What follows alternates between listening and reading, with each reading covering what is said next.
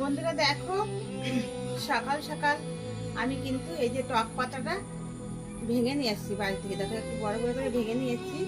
এটাকে আমি আজকে রুই মাছের মুড়ো দিয়ে আমি টক শাকটা রান্না করব। তো কিভাবে করব বন্ধুরা, তোমরা আমার সাথে থাকো, দেখতে পাবে।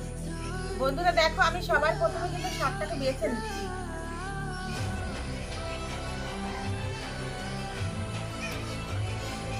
এইভাবে করে এক এক করে বাকি শাকগুলো কিন্তু আমি এইভাবে বেছে নেব।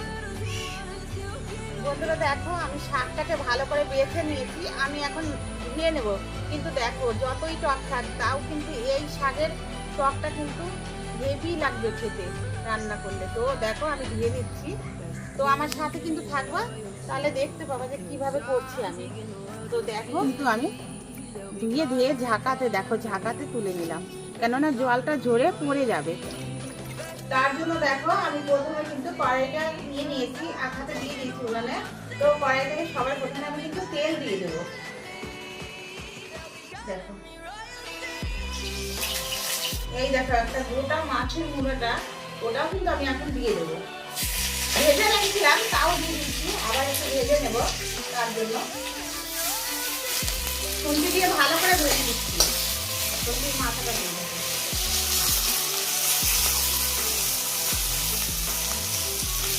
কালো সরষা দিচ্ছি। বন্ধুরা দেখো, কিন্তু আমি এখন শাকটা দিয়ে দেবো।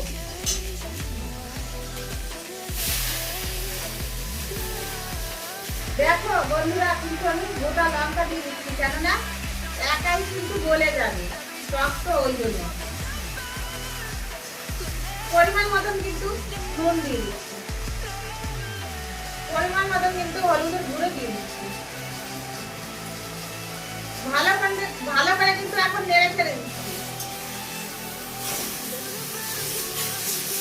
বন্ধুরা দেখো, নেড়ে ছেড়ে কিন্তু আমি এখন শাকটাকে আমি এখন ঢাকনা নিয়ে নিয়েছি। ঢাকনাটা দিয়ে ভালো করে কিন্তু আমি এখন ঢেকে দেবো প্রায় কিন্তু 10 মিনিটের মধ্যে ঢাকা দিয়ে রেখে দেবো। বন্ধুরা দেখো, 10 মিনিট হয়ে গেছে। আমি এখন ঢাকনাটা তুলে একটু নেড়ে ছেড়ে দেবো। সুন্দর দেখো, কি সুন্দর দেখো, বলে একদম সুন্দর গলে গেছে কিন্তু, কেননা কচি কচি শাক তো, তার জন্য। বন্ধুরা দেখো, আমার কিন্তু টক শাকটা মাছের মুড়ো দিয়ে হয়ে গেছে। তো এইভাবে যদি তোমরা আমার মতন করে খাও, একদম কিন্তু বেশি টাইম লাগলো না, অল্প টাইমের ভিতরে কিন্তু হয়ে যাবে। আর এক থালা ভাত কিন্তু গরম গরম যদি হয়, এক থালা ভাত কোনো কথাই হবে না, কিন্তু টক শাক দিয়ে উঠে যাবে। তো দেখো হয়ে গেছে, আমি এখন তুলে দিচ্ছি।